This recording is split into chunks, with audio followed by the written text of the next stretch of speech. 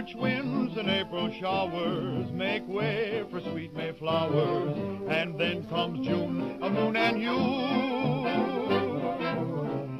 Hello, and welcome to episode 14, the April Showers edition of Notes from the Aisle Seat, the podcast that covers the arts in northern Chautauqua County, sponsored by the 1891 Fredonia Opera House. My name is Tom Laughlin, and I'm your host as we bring you news and information about arts events at the Opera House and around the region, including interviews with artists and creators across the county. Yes, I know, it's not quite April as this episode drops, but since March is a 3-episode month, and since this week's events all take place in April, I thought I'd take the liberty of ignoring the last 2 days of March and moving right into April. It just feels better to be in April anyway. So we'll start off with a look at some feel-good music, explore the story of Easter through art, and discuss the upcoming production of a play by a MacArthur Genius Award winner.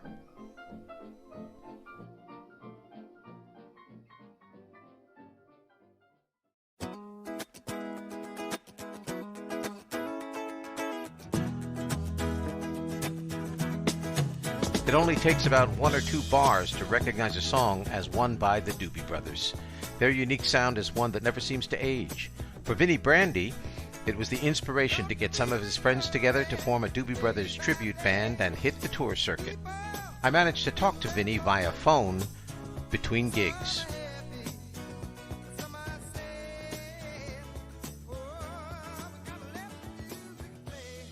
I know you're pretty busy, so the first thing I want to do is just to appreciate the time you're taking to do this interview. It's really kind of nice of you, and I'm sure that the listeners are going to really be pleased to be able to get a little insight in what you guys are doing. So, how about we kick this off with giving us all a sort of an idea of how you got started in this tribute band business for the Doobie Brothers.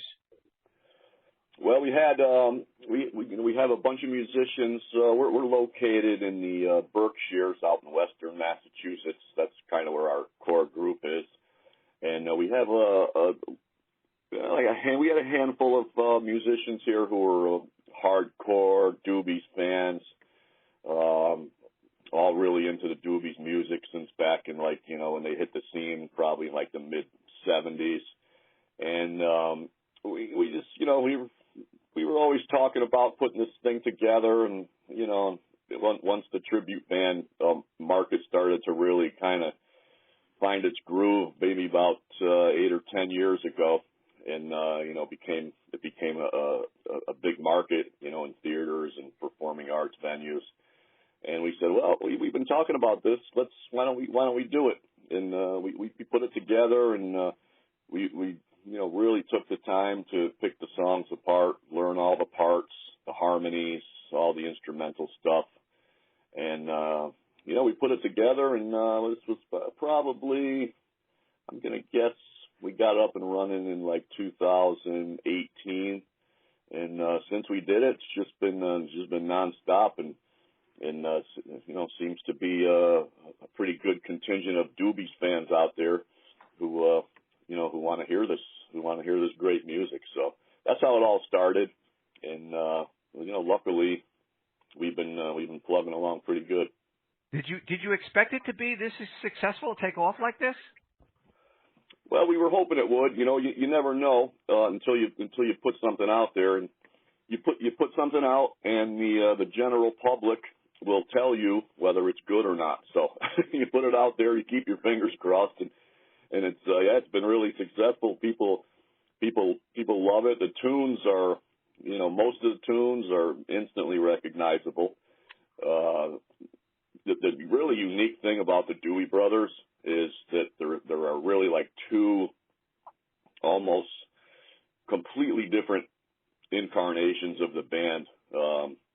When they first came out, it was, Patrick Simmons and Tom Johnston were kind of the lead guys, and you had songs like China Grove and Long Train Running, Listen to the Music, and, they had basically a guitar-driven sound that, people, they were huge at that point in time. And then when Tom Johnston left the band and Michael McDonald came on board, was like a totally different sound. It was, keyboard driven, a lot of it, and more soul influenced, and, songs like What a Fool Believes and Minute by Minute. So between the two different incarnations of the band, there's just a lot of great music there, and when people hear these tunes, it just instantly connects. Yeah, one of the things that I remember about the Doobie Brothers growing up and their music was that it was just some of the the way I describe it for myself is some of the happiest music around. I mean, when you listen to a Doobie Brothers tune, you almost can't help but feeling good about yourself and getting up and moving and having a good time. Yeah, that's definitely the case. I mean, most of the stuff is up tempo, rocking stuff. And even the songs that are more laid back, songs like, say, like a Black Water, even though it's kind of a, more laid back kind of a tune, it still is a very upbeat, positive kind of a feel to the song, So yeah, you're right about that. Everything is kind of puts a smile on your face when you hear these tunes, and people think forget about some of the tunes until they actually come to the show. And they're there, and all of a sudden it's like, oh wow, that's a great song, and I haven't heard that one in 20 years, but they're all great tunes. I mean, and they're still out there now. They've got a reunion tour they started, I think, last year, but yeah, the music, this stuff just never goes away. It's just great stuff. Yeah, I can't agree with you more. And I was actually going to ask you, as one of my questions, what do you think are some of the more, I hate to use the term, unrecognized, but the songs from the Doobie Brothers that kind of, sink in the background that people perhaps don't recognize quite as quickly as listen to the music or taking it to the streets that you think are really good quality songs? Well, they have, they actually covered a couple of Motown songs and had big hits with those. Take Me in Your Arms was one of them, and that's a great tune. And then another one is Little Darling, which is a great tune. So they covered a couple of Motown songs. They have, it's like Rockin' Down the Highway, which is a great tune that, something you don't hear every day. Dependent on You, which was a great tune. And then we have people will recognize 90% of the songs in the show. We try to throw in one or two deep album cut deep track kind of things just to maybe people will be like, oh, I've never heard that one before. Pretty cool. People basically want to hear the songs that they know, so we keep it mostly to that. But we always throw in one or two in the show just to kind of put it out there, and maybe people will hear a Doobie's tune that they really weren't familiar with. But yeah, South City Midnight Lady is a great song. We throw that one in there. I think total there's maybe about close to 20 songs in the show.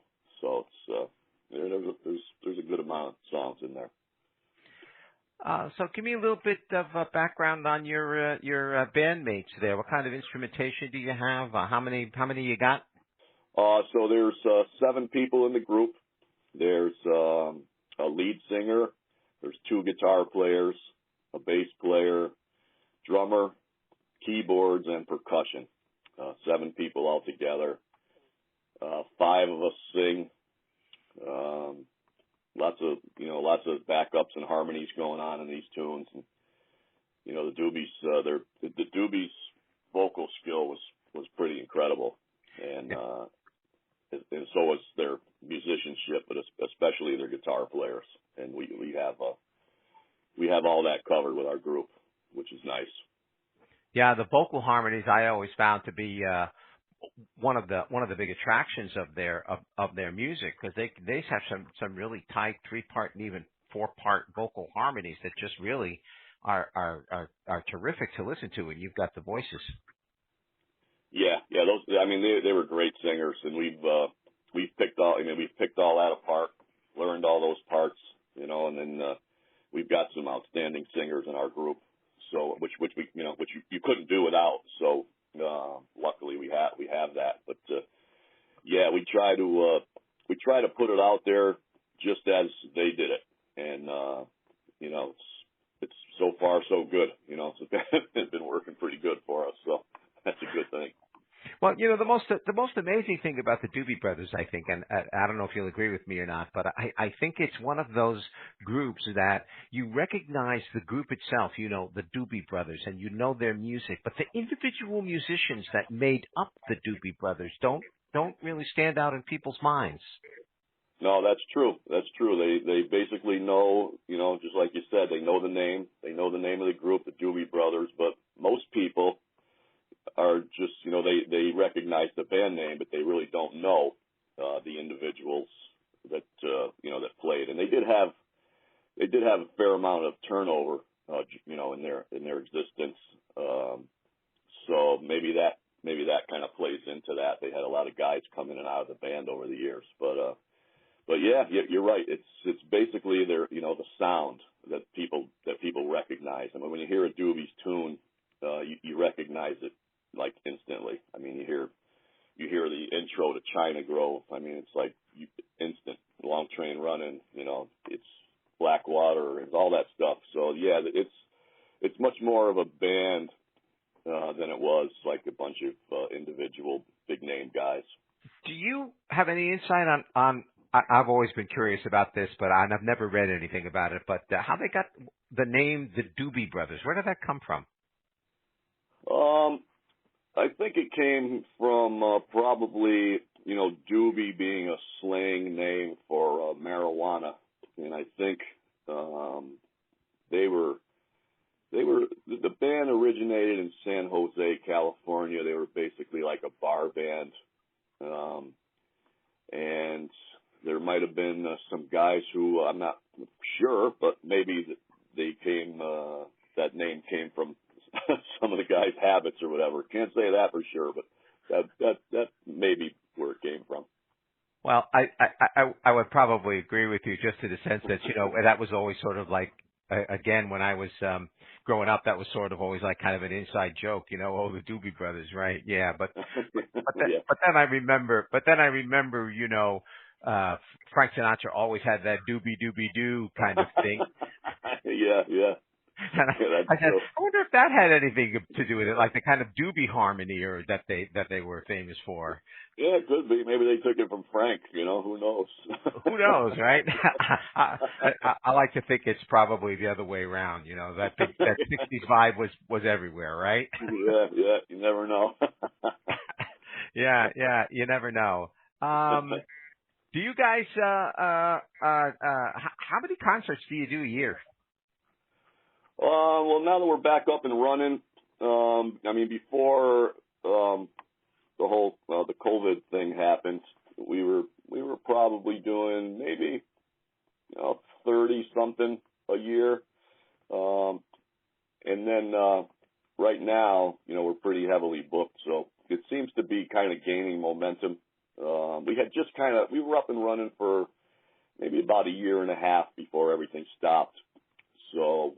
We were probably doing in 2019 maybe 30 something shows, and with a whole bunch more booked for 2020, which kind of got put on the shelf. But now that everything's back up and running again, a lot of those have been rebooked, and combined with the new bookings, we're gonna have things are gonna start to get really busy. So we've got a lot on the books now, and I think it's just going to build. Yeah, I think so too. I think you guys got, actually as a tribute band doing the Doobie Brothers music, I think you guys have really, really hit on something, because I can't think of a single person who, likes music that doesn't like the Doobie Brothers. I mean, even if you say, well, their music is, whatever, you still can't help but the fact that music makes me happy every time I listen to it, and that's a real catch for it. Yeah, I've really never heard anyone. I mean, we know people all over. We've played all over the place with all different kinds of stuff, and I've never heard anyone say that they didn't like the Doobie Brothers. So I think they're just one of those bands that just about everybody enjoys their music. I've never heard anybody say, I don't like the Doobie Brothers. There's a lot of people who love the group and a lot of people who like the group. But I mean, the music speaks for itself. So I think that people, when they hear the music I think they're just, like you said before, it makes people happy. You know, a lot of people, I mean, it's hard to believe now, but this music was really made in the 70s and 80s. So, I mean, you know, that was actually a long time ago now, you know. So, yes, it was. so I mean, so it brings people back, you know, to younger days and good times and stuff. So I think, you know, that kind of plays into it too. Yeah, I know it does with me.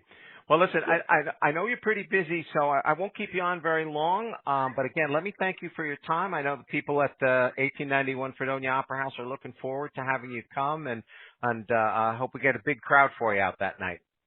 Yeah, we're really looking forward to coming to Fredonia, and hope everybody comes out and has a great time. And we'll see you on April 8th.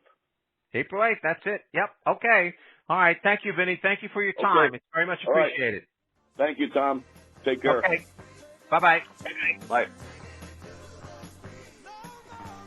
Taking It to the Streets, tribute to the Doobie Brothers, will be performed on Friday, April 8th at 7:30 p.m. at the 1891 Fredonia Opera House. Tickets are $20 general admission, $18 for Opera House members, and $10 for students.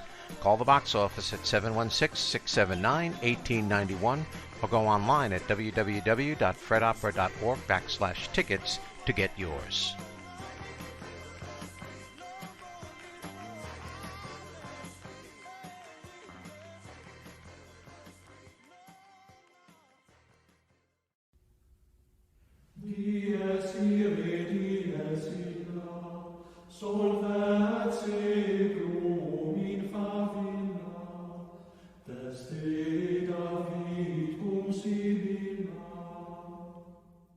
No one has influenced the shape of Western history more than the man called Jesus Christ, and the story of his death and resurrection has inspired artists for centuries.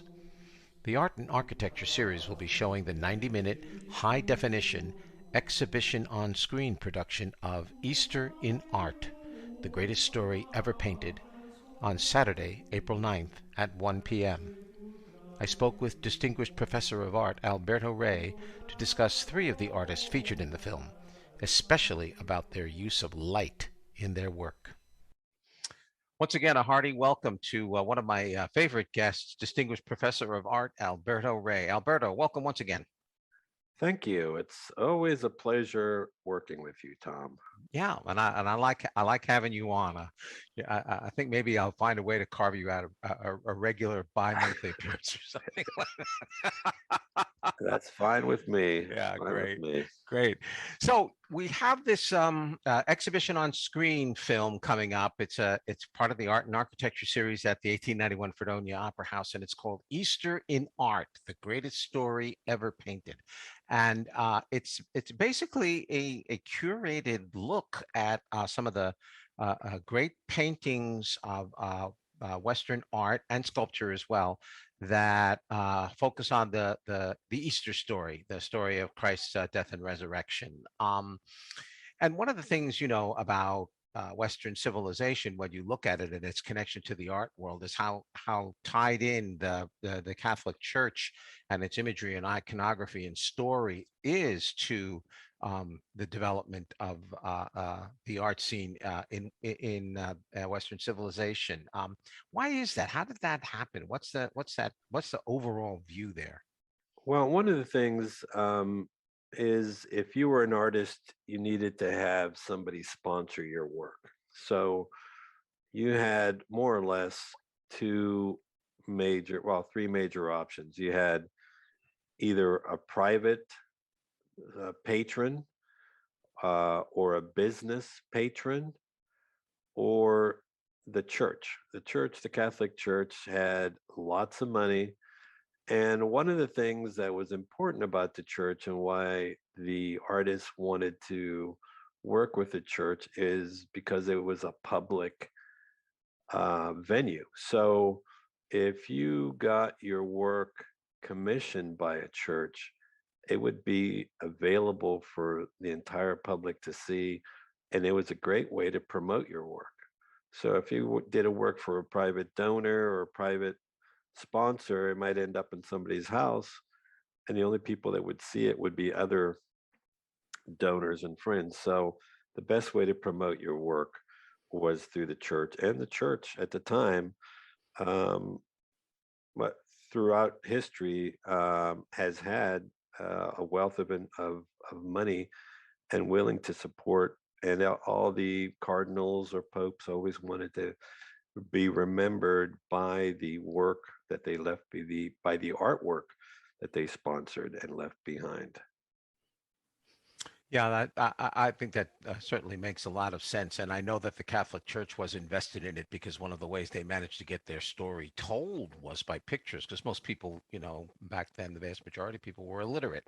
So seeing the Correct. artwork in the churches really helped them tell that story and keep the faith. Exactly. Yeah, And for a lot of them, they were actually included in the artwork. So it was another way of continuing with their legacy. right. So let's dive a little bit into we. I went ahead beforehand and had you pick three different artists from the because we can't cover them all, so we decided to pick three different artists. And since you're the distinguished professor of art, I decided to let you pick the three you wanted to talk about. So why don't we get into that? Who's the first artist whose work you'd like to discuss that's going to appear in this documentary? So we're going to talk about Michelangelo. Now, everybody knows Michelangelo. The reason everybody knows Michelangelo is because he could do it all. He could not only do it well, but he was exceptional. Probably one of the best, not only muralists, but sculptors, and painters. I mean, even to this day, if you look back at his work, you're like, how could this person do this? And that type of legacy and intimidation for artists continues to this day. If you look at any of his sculptures, it's just phenomenal. And he's a person just like anybody else. But he had this skill and had this commitment to his work that just allowed him to produce a ton of great work. And his work really influenced artists for centuries afterwards. One of the things I'm going to talk about briefly, because it affects the other two artists we look at, is how he uses light in his paintings. If you look at most of his work, the compositions are fully lit. That means that there is light on the whole composition. Everything is important. The figures are fully formed by shading and color, but everything has a full sense of light. So if you look at his murals or his paintings, you can see how he controls that. He wants to create this environment where everything in the environment is important. And his use of figures is pretty important because during the 1500s, the use of space and perspective was still pretty new. And the way he was layering information and figures and buildings created this sense of space and perspective that had not been done this well. And so people were just mesmerized by how realistic it looked and how this layering and sense of space was being done now that wasn't done in the past. And again, just the sheer volume and quality of the work just continues. Well, he's when I was, I think, I don't know how old I was, 12 or so, I think, when the World's Fair, 1964 World's Fair in New York City was up, and the Pietà, which I think is one of the pieces featured here, was Mhm. at the Vatican exhibition room, and I remember going through it three times because it was you were on a runway and you had to you weren't allowed to walk or linger. You just had to stand on the ramp and it slowly brought you by so that they could move the crowds. And I wanted to go through three times. And one of the things I remember being so struck about was the way that the stonework captured the emotion. I mean, the face of the Christ figure, the face of the Mary figure were just so full of emotion to me. It was I remember being at 12-year-olds like this thing is going to jump to life any minute, you Right. know? And it's marble. Yeah. You know, you know, if you break off a piece of that finger or arm or leg, you can't put that sucker back on. That's it. That's it. And Yeah. those folds are just super thin and just like you're saying, it's just so elegant. So it's not only the technician that he was, but just the aesthetic, spiritual beauty that he was able to create with something as unforgiving and as difficult as marble. Yeah. Yeah. A rare talent in the history of Western art for sure. Who's the next artist we're going to discuss? Caravaggio. Now, Ah, the thing with Caravaggio is he is the complete opposite of Michelangelo. Every artist after Michelangelo was like he was the god. You had to kind of do things the way Michelangelo did. A lot of preparatory work, a lot of drawings, a lot of layering images, layering glazes. And here comes Caravaggio. He decides that he's going to use dramatic lighting, only like a spotlight on these images. And he's not going to do any drawings. He's going to do everything completely from life. So if you look at his work, it's like a spotlight, very dramatic. Something called chiaroscuro, which was more or less the control of light in a way that makes it very dramatic. Everything is kind of focused in, very different. And he was also, well, Michelangelo died at 88, mhm. and which, if you can work that long, it gives you a lot of opportunities to make good work. Um, but Caravaggio died at 39. And Hmm. the reason was that Caravaggio got into fights all the time. And he actually had a contract on him. He actually murdered somebody in Rome, had to leave Rome, and he ended up dying on the way back to Rome after he got a pardon because the cardinal at the time wanted him to do some more work. But he ended up mysteriously of a fever on his way back, and his body was never found. They just Oh, started to do some DNA work on a set of bones that they believe now that they are Caravaggio. So, kind of very strange, crazy life, much different than this kind of rock steady, just work ethic that Michelangelo had set up. And so, a lot of Caravaggio's peers, artists, were just not only were they kind of upset that he was kind of breaking from this classical mold, but he was creating this sense of realism in his work that was unheard of. It was unlike anything before. And a lot of his commissions were rejected because they were so real that they considered them vulgar. That wow. some of the information they put in that in previous times have been smoothed over or glossed over, he didn't do that. He put all the imperfections that these individuals had. And that's what made the work so powerful, the gestures, the narrative, the storytelling, and the brushwork that he developed more towards the end of his life. So I mean, he's probably one of my favorite artists just because of the control of light. Well, I had to agree with you in a sense. The piece that they're going to show, I think, in the film is the Supper at Emmaus. But I have another story about that too, because I went to London for one of the theater department's like London tours back, a number of years ago, and I took the time to spend to take the channel to France and 7 hours. I spent 7 hours in France, and I went to the Louvre to see the Mona Lisa, which was a disappointment. We'll talk about that another time. But but as I was going through, all of a sudden there's a Caravaggio, there's a crucifixion, and I was like, I just turned around and it was there, just like it was there, and it like knocked me right over because the way he has that light, figured around the crucified Christ, which just fades all the way to black around the edges of the painting, was just stunning, and it's like wow.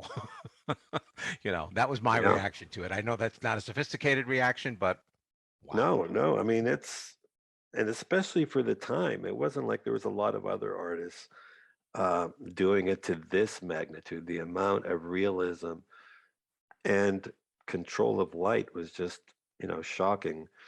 Um, and I mean, if you can, this is obviously before photography. So you see something like this, it's got to be just mind-boggling to see something this realistic in a two-dimensional form. Yeah, absolutely. So who's the final artist? We're going to go with Rembrandt. Rembrandt. All right. And Rembrandt, kind of an interesting guy. I think everybody's heard of Rembrandt, but he had a kind of an interesting life in that he never left the Netherlands. He was pretty much a portrait artist. That was his trade, but he did a lot of religious imagery as well. His life was filled with, sadness. He was married, his wife died, and then all four of his kids died. And he did have a partner, but through his wife's inheritance, the only way he could keep her fortune was if he never remarried. So he never did. But he was able to just continue to do these portraits. And one of the things I like about Rembrandt is very similar, and I think he was influenced also by Caravaggio, was his lighting. If you look at Rembrandt's lighting in his work. But one thing that Rembrandt did that took it a step further was that, especially later in life, he was one of the first artists who actually applied paint to the canvas with a palette knife. He wanted to create so much thick gestural brushwork that he felt that this was the best way to do it, to not start with a paintbrush, which would again start with something smooth, but to actually start with something that was thick, and then you could carve into it on the canvas. This was something that was fairly new.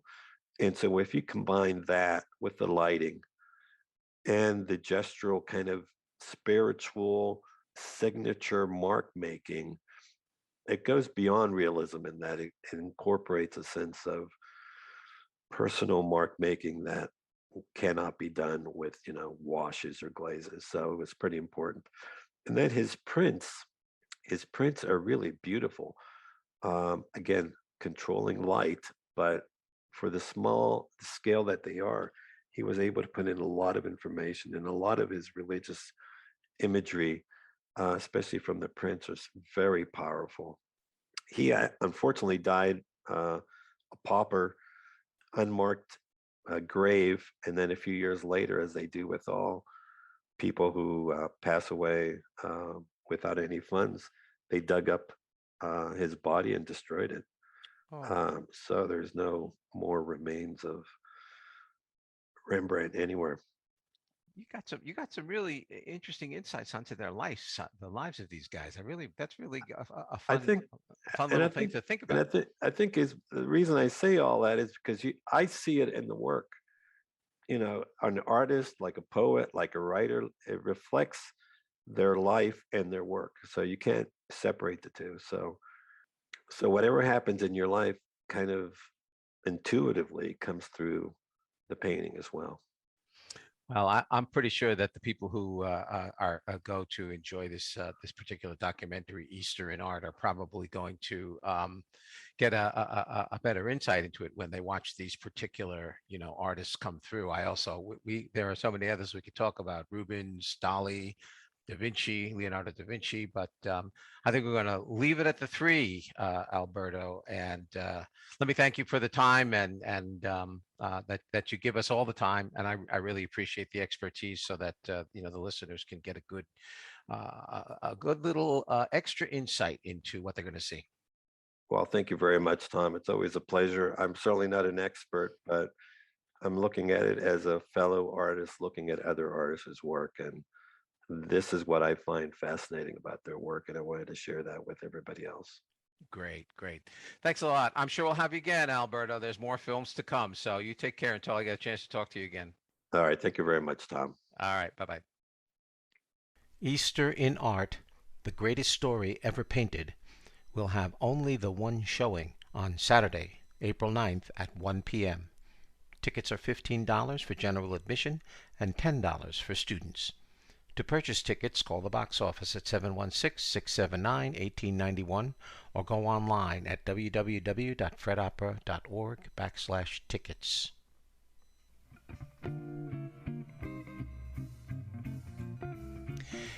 Here's what else is going on in the region for the next 2 weeks. The Ecstasis 2.0 Student Recital Series has its second performance on Friday, April 1st at 12 noon at the 1891 Fredonia Opera House. This curated event, featuring students from the studios of the Ecstasis duo, Eleron Avni and Natasha Farney, will feature gems from the solo and chamber repertoire of classical music. Admission is free. Donations are gratefully accepted. The exhibition New Shapes from Old Tropes continues at the Marion Art Gallery in the Rockefeller Art Center at SUNY Fredonia until Sunday, April 10th. Admission is free. Guest artist and jazz saxophonist Brad Laley will be in residence at the Fredonia School of Music on Thursday, March 31st and Friday, April 1st, with concerts on March 31st at Domus Fair, 41 West Main Street, Fredonia, featuring the Fredonia Jazz Faculty Collective at 5:30 p.m. and then again at 8 p.m. And also with the Fredonia Jazz Ensemble on Friday, April 1st at 8 p.m. in the Rausch Recital Hall. Admission is free to all events. Between Thursday, April 6th and Friday, April 7th, the Fredonia Clarinet Ensemble, All College Band, and the String Chamber Ensemble will be giving concerts in King Concert Hall and Rausch Recital Hall. These free events all begin at 8 p.m. Also performing between Monday, April 11th and Thursday, April 14th will be the Fredonia Percussion Ensemble, the Camerata and University Chorus, and World Mallets. These concerts also begin at 8 p.m. with free admission. Please check the show notes for links to more information on these and other events. Tickets for events at the Opera House can be purchased online at www.fredopera.org/tickets or by calling the box office at 716-679-1891.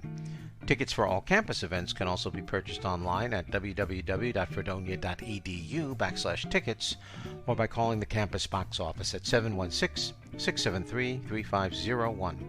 If you'd like your arts events mentioned on the podcast, just send us an email at operahouse@fredopera.org. Please allow 4 weeks advance notice for a timely mention. Well, I can share things that I have. I have a couple of things that are about to go up, which is I've written a play, Pipeline, and it is about, in large ways, it's about the school to prison pipeline. In small ways, it's about a single mother who works in a public school and sends her teenage son to private school, and when an incident happens in that private school that threatens him with expulsion and potential charges, she has to figure out and reconcile with her choices as how she's chosen to send him to the school and what that means for him and how she can save him from the school to prison pipeline. I'm a writer of color. I'm a black woman playwright. I'm a part of a marginalized class. And in theater right now, we are still working to make space for ourselves to be seen on stage and produced on stages. And it means that I have to get in conversation with theaters often and advocate for my work and advocate for a new audience so that the old guard that's in theaters right now is not the only audience that has to exist, that theaters audiences can start becoming more diverse, just like the writers who are writing for theater, which I'm a part of, So it's about making space for everybody's voice to be heard. We real cool. The pool players. 7 at the Golden Shovel. We real cool. We left school. We lurk late. We strike straight. We sing sin. We thin gin. We jazz June. We die soon. Those were the voices of playwright Dominique Morisseau and Morgan Freeman reading the poem We Real Cool by Gwendolyn Brooks. Ms. Morisseau, whose work as a playwright won her a MacArthur Foundation Genius Grant in 2018, has been on the forefront of artists of color pushing for more diversity and inclusion in the American theater. I spoke with guest director Yao Khalil, who is directing the Department of Theater and Dance's production of Pipeline, which will be presented in the Marvel Theater from April 8th through the 10th.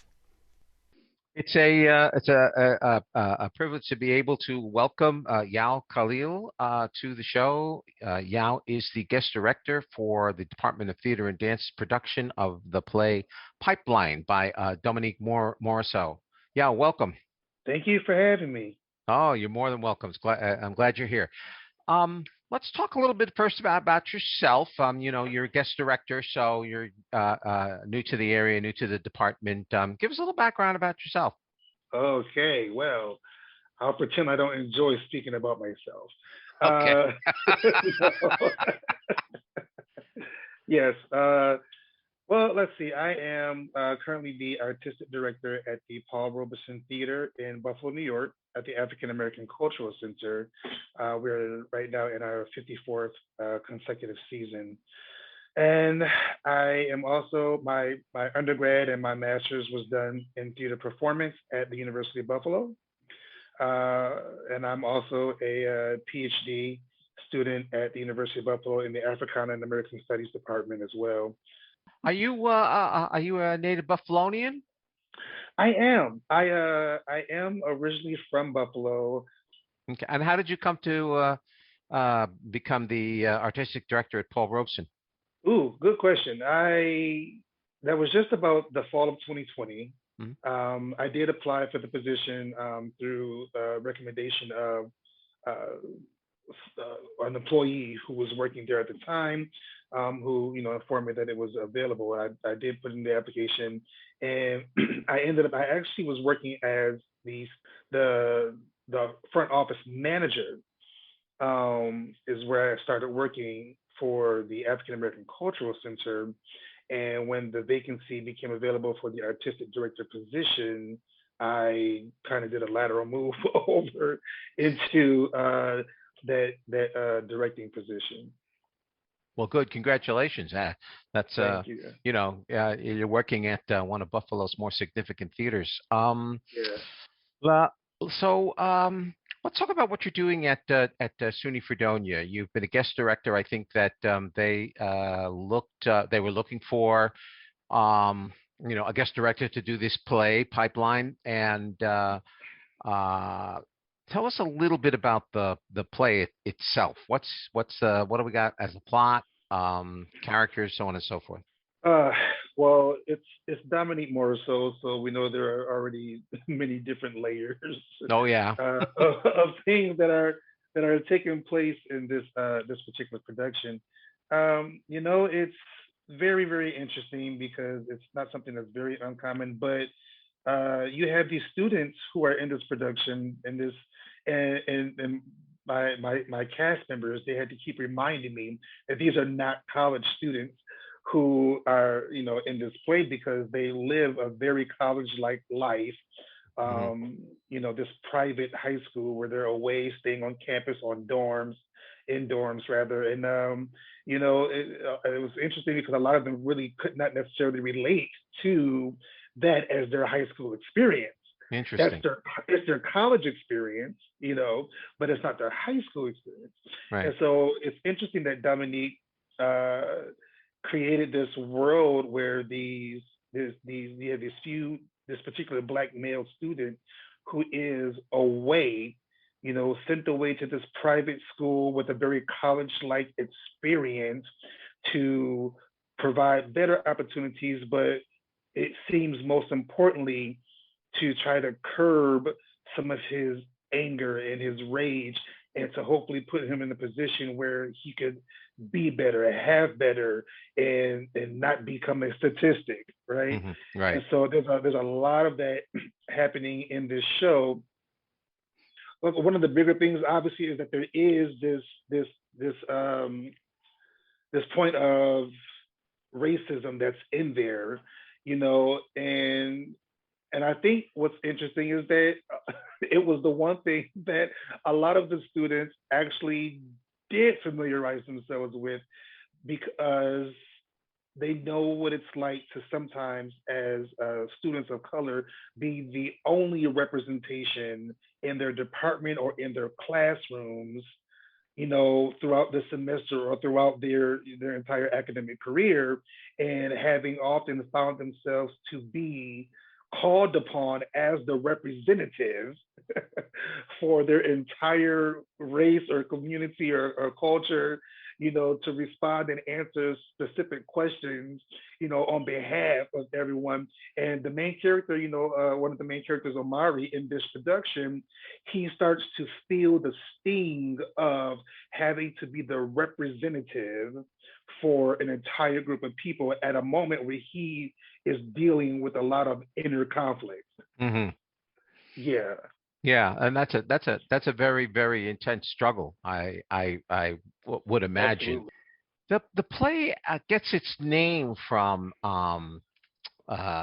gets its name pipeline from the idea that there's a direct pipeline, it seems, from public schools to the criminal justice system, especially for students who grow up in the inner city and go to those kinds of public schools. How does the play handle that particular issue?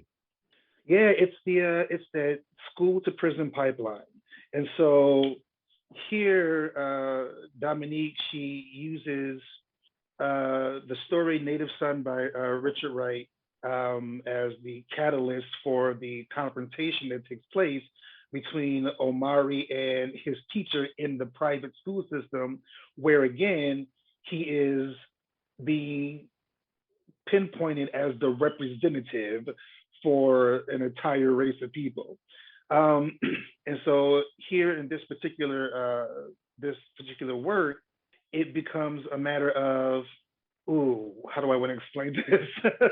So, okay, so he's working on his third strike.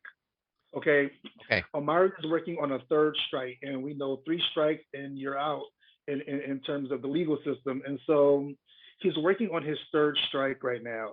And I don't know how much of the plot and the story I want to give away, but but in this piece, he has an actual physical altercation with his teacher, where from his point of view, it wasn't what it seemed to be to everyone else, Hmm. based on what he was dealing with, the inner conflict.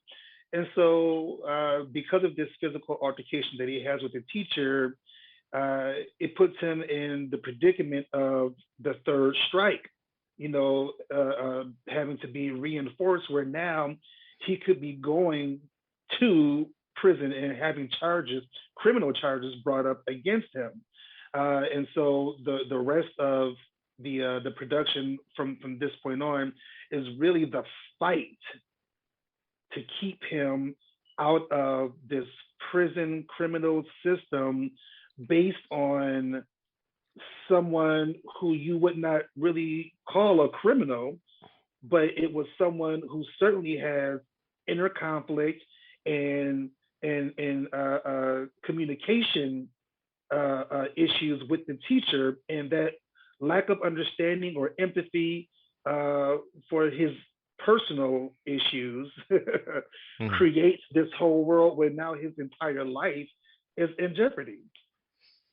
Yeah, it's actually it's a very short play. It's only about 90 minutes long, I believe, and it's like it's no intermission. It's a one sitting, but it sounds like a very explosive environment and atmosphere amongst the characters. It is draining. It really is. I think, especially for our performers, there are some scenes that are very intense and very emotionally overwhelming, or that can be. For some of them, this is something that they have to contend with from day to day, and others, they're learning to tap in to emotions that they don't usually carry. Right. you know and so So yeah, it's a very emotional piece. It's a bit taxing at times, but it's a very rewarding story to tell as well as explore. Um, let's talk just a little bit about the playwright, Dominique Morisseau. In 2018, she won a MacArthur Genius Award, and she's currently had some Broadway success as the writer of the book for Ain't Too Proud, which is the story of the Mm, Temptations. yes. What do you think makes her such a compelling playwright? Well, that's a good question. But Dominique, she's and just from all the pieces that I've read and the ones that I've worked on, directed and what have you, she's very in your face. Hmm. You know, she's one of those playwrights that is not afraid to make the audience uncomfortable. She's not afraid to say exactly what she feels the characters need to say in order to get this story where it needs to go. She doesn't cut corners, and it's very provocative. Even the language that's used is just very provocative, and I think that the fact that she's got a very strong grip and idea on the story she wants to tell and how she's going to tell it makes it very compelling because there's no other way to tell the story except this way when it comes to Dominique. Yeah. There's one thing that if I could focus on just for a second or two that apparently has some significance in the play, and that's a poem by Gwendolyn Brooks called "We Mm, Real Cool." yes. Can you tell us something about that? Because I read the poem. It's really pretty short, but I found it to be like just real powerful in its phrasing and the way that it just gets right to the point of certain things. I mean, it doesn't screw around. Yeah. Yeah, I really appreciate the way that Dominique used this as a through line, really for the entire show. Um, this poem is just it's woven completely throughout this show, and we I really exploit that. Good. And in this production, I'm really exploiting this poetry by Gwendolyn Brooks that's in there. But I love how there's this one scene where Naya she takes the time to explore this poem line by line with her students and making this comparison to the way that it was originally published by the Broadside Press, I believe it was, Uh-huh. as opposed to the HarperCollins version, uh, which completely puts it into a structure or a box that it was never meant to be put in when Gwendolyn did the piece. It's got almost like this broken English component to it, and how it's written in this graffiti style, and all of this is there. And uh, Dominique, she explores how, in a way, HarperCollins tried to erase the blackness from the way that this piece was meant to be viewed as well as read. Right. And so I find it really interesting the way that this all comes together in this play. Yeah. Is there anything else you want to mention about the production? Well, I think there are. I am doing something a little different with this particular showing of pipeline that I have not seen in any other production. I didn't set out to try and do something different, but while we were going through the process, there were a few things that really stuck out to me. So I'm incorporating certain rhythms, certain timing in this production, and so the main character Omari, he's actually wearing tap shoes, Huh. and in the we're playing around with the idea of it reminds me a little bit of the Hines brothers tapping through life. Right. So there's something about keeping his own timing. I'm excited to have everyone experience what the when I tell you they have been working in rehearsal. They are really, really, really doing a fantastic job in the rehearsal. Uh, and so, you have that moment where you say, I hope and pray that everything translates from rehearsal Mm-hmm. to the stage because, you get into these shows and sometimes it's like the rehearsal is the best part, it's because you get so attached to the material and into everything. But it's really going to be a beautiful piece, and even just the staging, the scenic design, like all these different components. Everything for me, I do a lot of work in symbolism. I love. I when you get to know me, you'll know that I do a lot of symbolism. Everything on stage has a point, it has a purpose. Nothing is arbitrary, all the way to the little cracks that are going to be in the walls. It all means something. It means something to the world of the character. It means something to the inner process, the inner workings, the tinkerings, and the thinking of the character. Um, and so there's something to be said about this set that it will have like all these beautiful cracked designs into the floor and on the walls, because for some of them the world is falling apart. And so there's a lot of symbolism that you'll find in this piece. So I would just encourage all the listeners to look for the symbolism and then question it. Question everything that you see on stage because everything that you'll see is there intentionally and has an absolute purpose.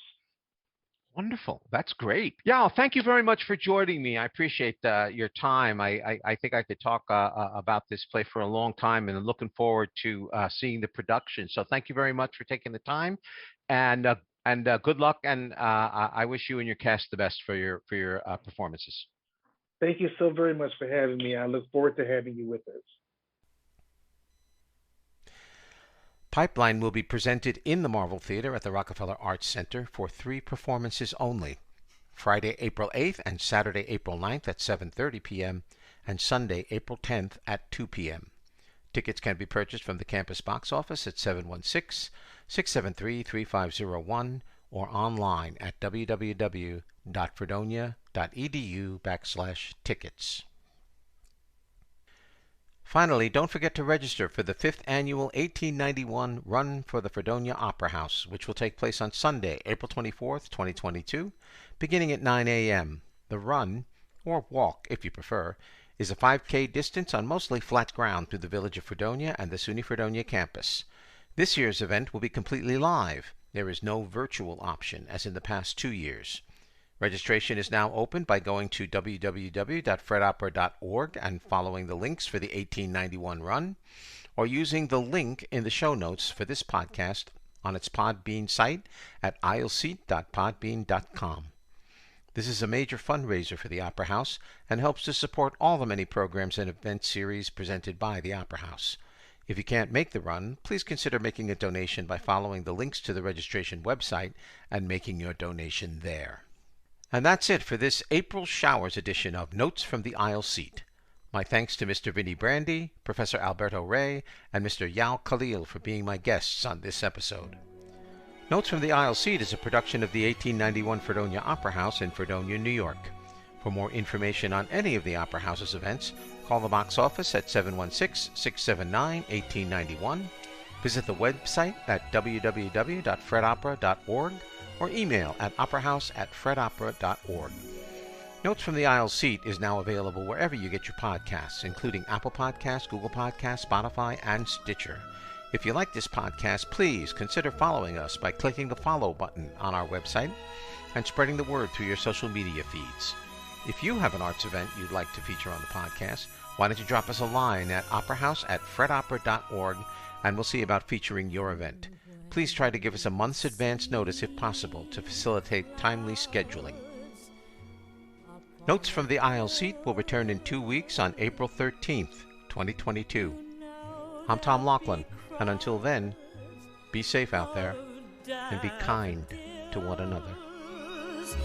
So just keep looking for a bluebird and listening for his song. Whenever April showers